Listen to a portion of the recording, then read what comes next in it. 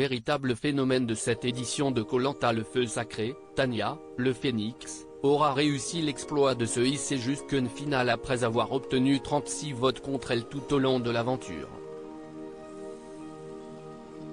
Interview. Finaliste de cette édition de Koh-Lanta, le feu sacré, la jeune Tania, chouchou du public, revient pour Télé Loisirs sur cette défaite aux portes du sacre, ce mardi 13 juin. On refait le match ensemble pour comprendre pourquoi elle a obtenu un tel score face à Frédéric, 7 voix contre 2.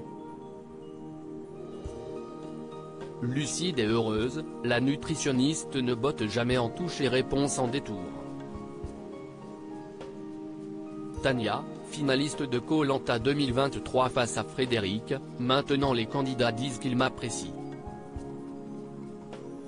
Télé Loisirs, saviez-vous que vous aviez perdu avant le dépouillement ou aviez-vous un espoir?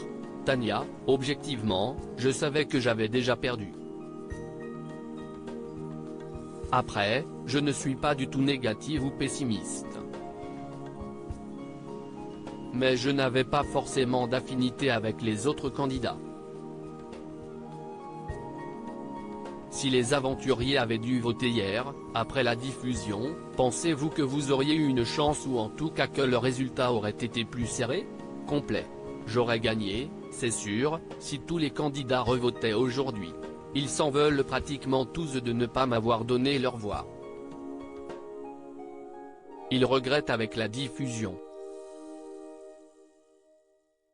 Plus de la moitié d'entre eux en tout cas. Je ne dirai pas qui pour ne pas les mettre en porte-à-faux.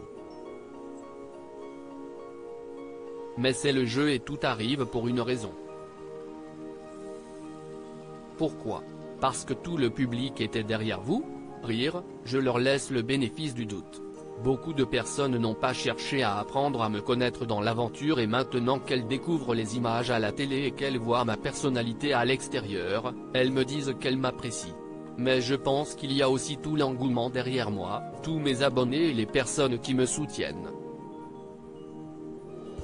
Je pense que ça pèse dans la balance. Je ne suis pas naïve de ce côté-là. Tania, Koh-Lanta, le feu sacré, les filles sont souvent jalouses entre elles. Avez-vous compris le vote des filles, notamment celle de l'ex-alliance des cheveux longs? En regardant toute la saison, on ne se demande comment elles peuvent ne pas me donner leur voix au final, elles se sont fait trahir de tous les côtés.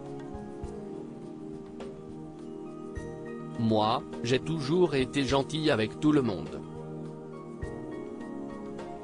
Mais malheureusement, elles n'ont pas réfléchi comme ça sur l'instant T.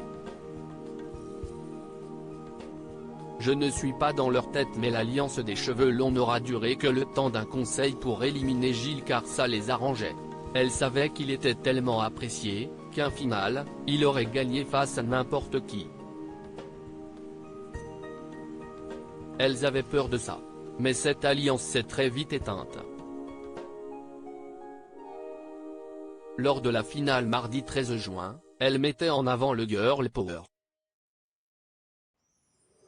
On voulait y croire. Ont-elles été jalouses?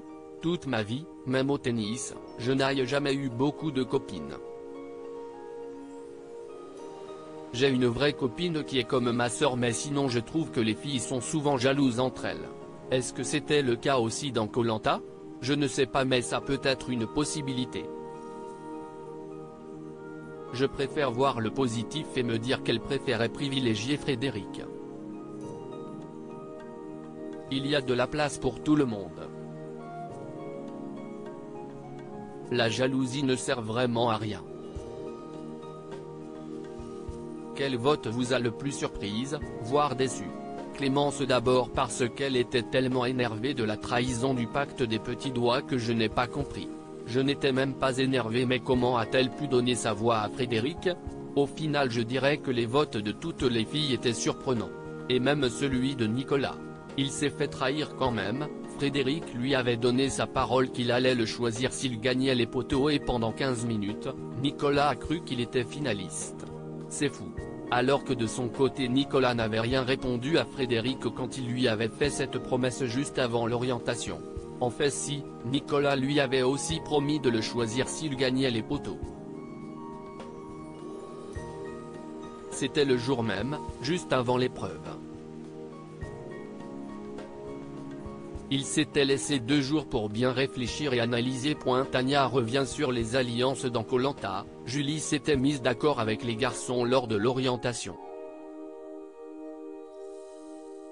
Seuls Esteban et Julie ont inscrit votre nom sur le bulletin.